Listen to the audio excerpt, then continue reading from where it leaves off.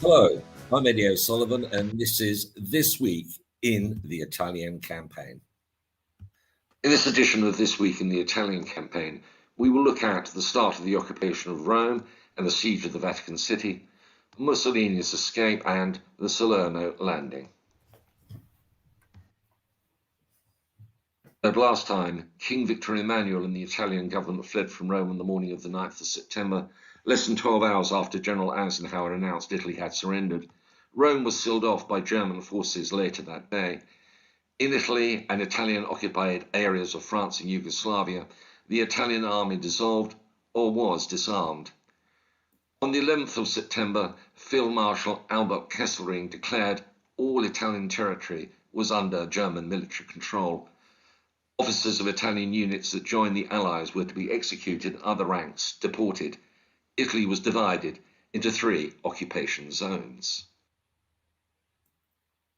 But the status of the Vatican City, recognized by Italy as a sovereign state since 1929 and neutral in the war, hung in the balance. Hitler, baptized Catholic at birth, was hostile to the papacy, and more than a third of the citizens of the Third Reich were Catholic.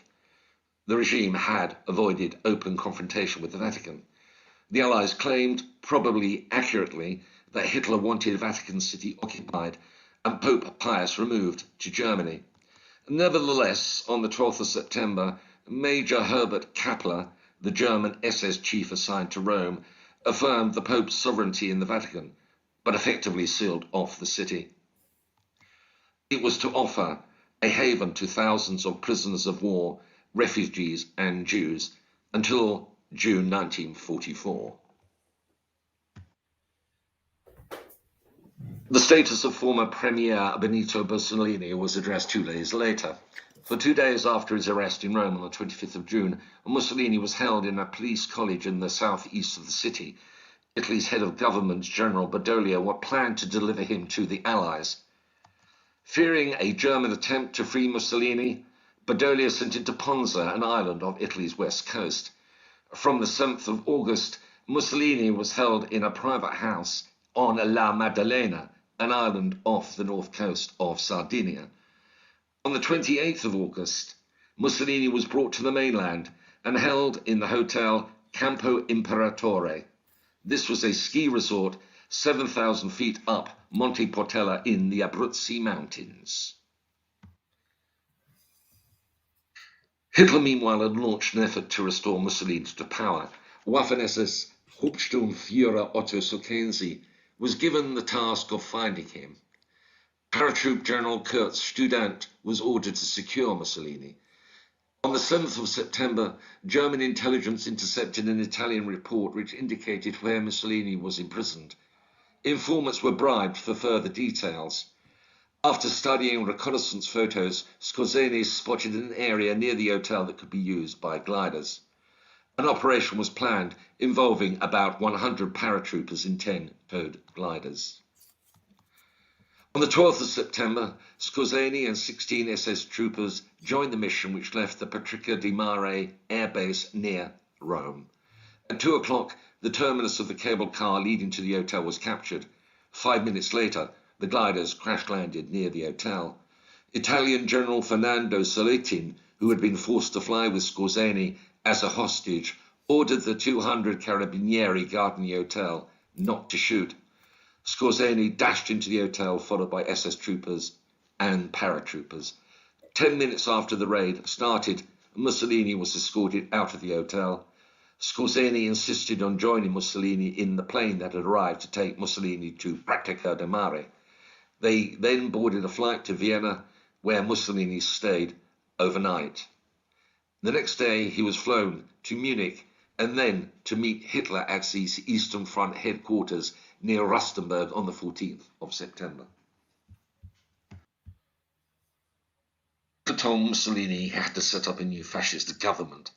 The following day, Mussolini announced the formation of the Republican Fascist Party, and on the 18th of September, he declared the resumption of the war alongside Germany and Japan and denounced King Emmanuel. On the 23rd of September, the Italian Social Republic was proclaimed, with Mussolini as head of state and prime minister. The Republic claimed Rome as its capital, but the de facto capital was Salo, on Lake Garda, between Milan and Venice. Mussolini's escape was presented as a great success for Germany, but Mussolini was a shell of his former self and effectively one of Hitler's puppets. Meanwhile, the campaign on the Italian peninsula had reached a turning point. The Eighth Army, which had landed near Reggio di Calabria on Friday the 3rd of September, was advancing north. The main blow was to be delivered by the Fifth Army, which had been activated in Morocco in January under Lieutenant General Mark Clark, who up to that point had been General Eisenhower's deputy. In July, Fifth Army headquarters was moved to Algeria. Clark was directed to prepare plans for Operation Avalanche to capture Naples and nearby airfields. On the 17th of August, the Fifth Army was transferred into the 15th Army Group commanded by General Alexander. The target date for Avalanche was initially set for the 7th of September on the basis of the phase of the moon and the availability of landing craft. Clark also wanted to avoid bad weather, normal in October in Italy. D-Day was eventually fixed for the morning of Thursday, the 9th of September, just over 3 weeks after the end of the Sicily campaign. Clark had preferred landings on the Gulf of Gaeta north of Naples, but the Allied force headquarters chose the Salerno area mainly because airfields in Sicily could provide fighter cover. It had 20 miles of beaches, though these were overlooked by mountains. The plan involved an invading army of 125,000 men from Britain's 10 Corps under Lieutenant General Richard McCreary and America's 6th Corps under Major General Ernest Dowley. A shortage of landing craft meant that the initial assault force comprised just 3 divisions and about 50,000 men. The Allies had about 1,000 medium and heavy bombers, plus 1,400 fighters and fighter aircraft flying from bases in Sicily. In addition, there were 5 escort carriers with a total of 120 aircraft.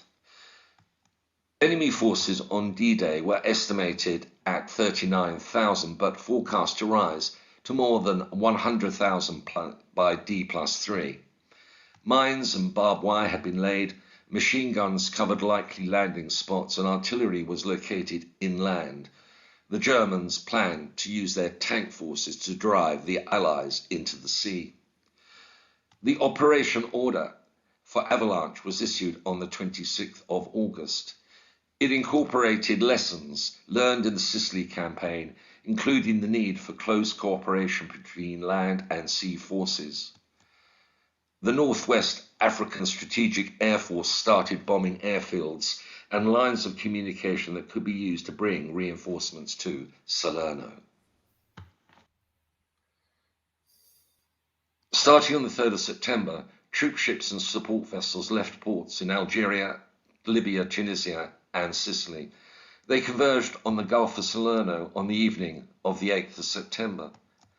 Earlier that day, Italian forces around Salerno were alerted, but their willingness to fight was undermined by the announcement that evening of Italy's armistice with the Allies. At 4 o'clock, the 16th Panzer Division was told that 36 ships escorted by destroyers had been sighted 25 miles south of Capri. The Germans knew a landing was coming, but they were unsure where. The moon went down just before midnight. In the darkness, Allied troop ships moved closer to Salerno. They dropped anchor some 12 miles from the beaches because of minefields and started embarking troops into landing craft. Around 2 in the morning, shells began to fall on Allied vessels. The first Allied troops were US Rangers. They landed at 3:10 on Maori Beach to destroy coastal defences, take high points west of Salerno, and seized the Tunisi Pass through the mountains to Naples. 20 minutes later, British commandos landed at Vietre sul Mare, west of Salerno, and captured a gun battery on the cliff top. They opened the Vietre beach for further landings and took control of the road to Salerno. At 3:30, the main landings began on beaches south of the town. On the left, Britain's 46th and 56th divisions hit the beach after a preliminary shallow rocket bombardment. They met little initial opposition, but soon encountered stiff resistance and a tank counterattack. 6th Corps landed without a preliminary bombardment, but met opposition from the start, including from tanks. Advance units cut wire and rushed inland for cover among sand dunes. By evening, Paestum and a high ground 5 miles inland had been captured by 6th Corps. Tencal was 3 miles inland and had reached the Monte Corvino airfield east of Salerno. A counterattack launched by 16th Panzer Division at 7 o'clock was repulsed. The 3 divisions were ashore, but dispersed along a 35-mile front. A 7-mile gap and the Selle River separated American and British sectors, and the Allies were unable to deliver reinforcements as quickly as their opponents. The beachheads were slowly enlarged against bitter resistance on the 10th of September. 10 Corps temporarily captured Battipaglia. Its push to Salerno was blocked. The commandos and Rangers came under attack. At the same time, the 6th Corps came under intense pressure, particularly along the Selle River Valley, which was effectively the boundary between the American and British sectors. The pattern of seesaw combat continued on the 11th of September. Commandos and Rangers north of Salerno came under pressure from German reinforcements. 10 Corps was forced back around Battipaglia. Attacks by 16th Panzer Division on the 6th Corps front threatened to break through. Air attacks sank 13 ships, including the Savannah, struck by a guided bomb which killed almost 200. On the 12th of September, Clark landed to establish his headquarters in the 6th Corps sector. Attacks were mounted the length of the Allied line. They threatened to divide the American and British sectors, and in places the Germans came within 6 miles of the sea. On the morning of the 13th of September, German 10th Army Commander General Wichtenhoff concluded the Allies were preparing to evacuate. He drafted an all-out assault with 5 divisions. Kesselring endorsed his plan.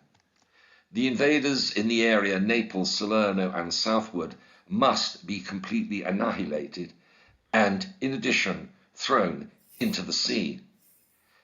At 2:30 in the afternoon, Wichtenhoff directed a fresh attack against the boundary between the British and American sectors.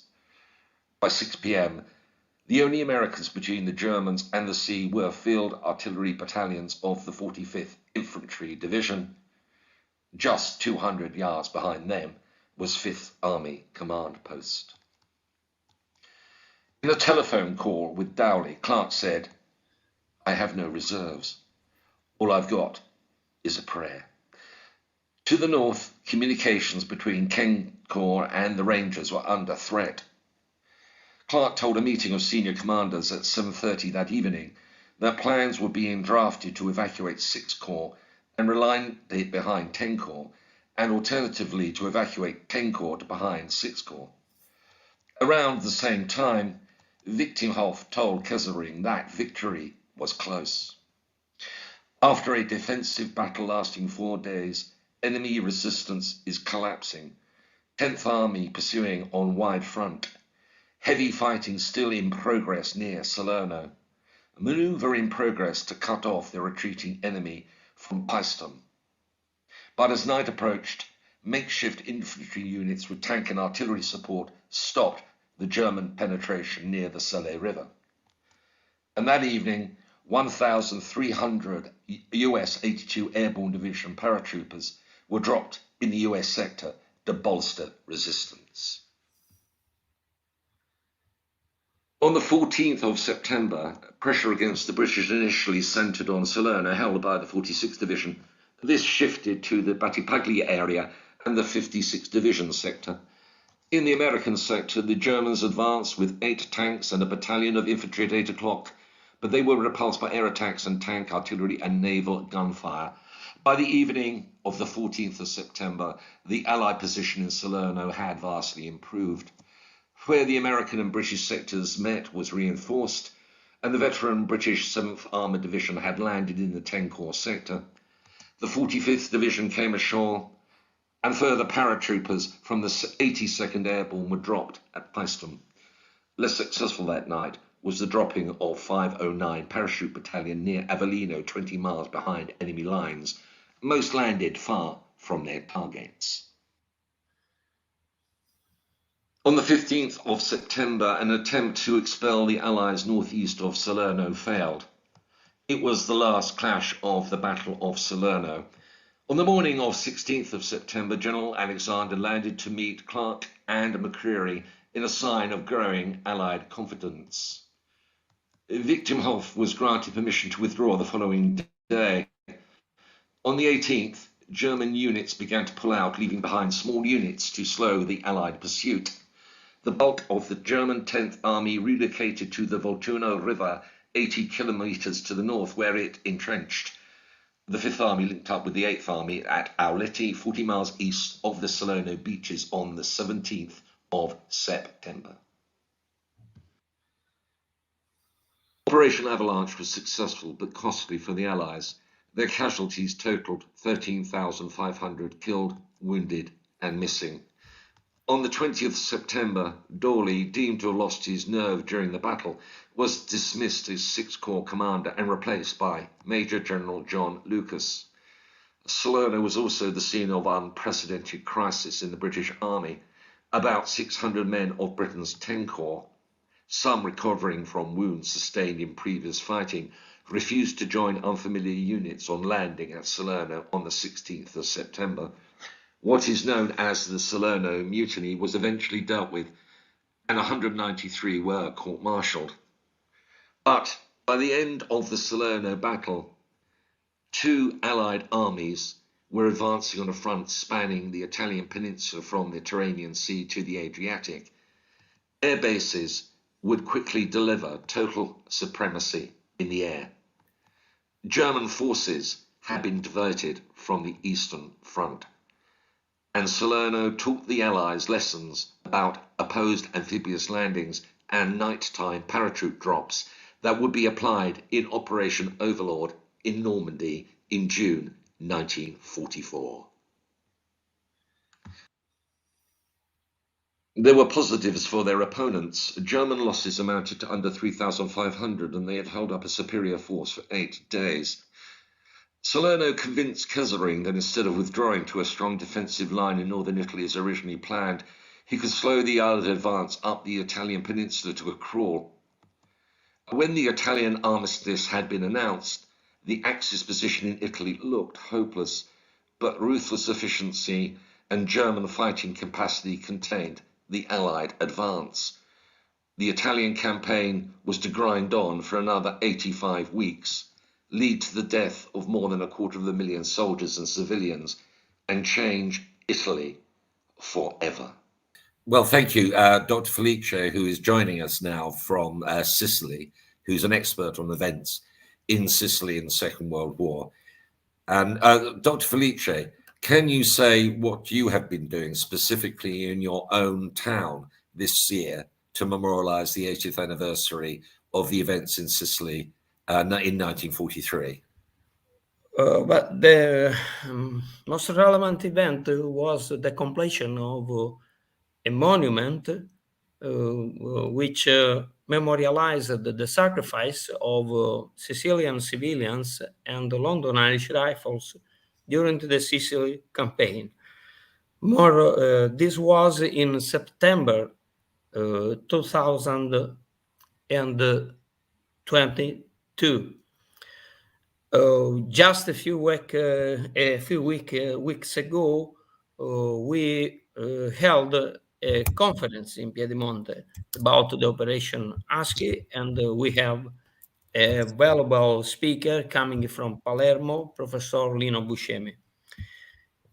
In October 2023, we will have another conference in Letojanni. Letojanni is a little town near Taormina, and we will memorialize, or we'll recall some crimes of Nazi troops and many other events which took place in that area during the retreat of German troops and the advance of British troops. I think that this is a good way to memorialize those events and spread the information about that period that is relevant even in this historical moment time. And you have your mother, who is 101, was an eyewitness to the events in Sicily in 1943. She saw Allied troops enter her town. So how does she think about what happened in Sicily 80 years ago? My mother, in an interview you did, very clear, was very adamant in when the British troops entered Piedimonte. They felt this as a liberation. They could do whatever they wanted. And I think that this was a relevant statement by my mother. It was enough with the dictatorship and the tyrannic regime. Formally, the British troops and American troops in Sicily, formally, I repeat, did an occupation. But the people lived those moments as a liberation. And as you know, after the armistice, even formally, started the liberation of the rest of Italy. Absolutely. So, Felice, thank you very much for joining us live today from Taormina, from Piedimonte Etneo, near Taormina. Can I congratulate you on the work you're doing to memorialize the events of 1943 and send our best wishes to your mother and your family? I hope we can see you again in a future episode. So thank you for your time. Thank you. It was my pleasure. So that's it for today. We will be back in a week's time with the next edition of the Italian campaign, the history this week in the Italian campaign. So until then, goodbye, good luck, and God bless.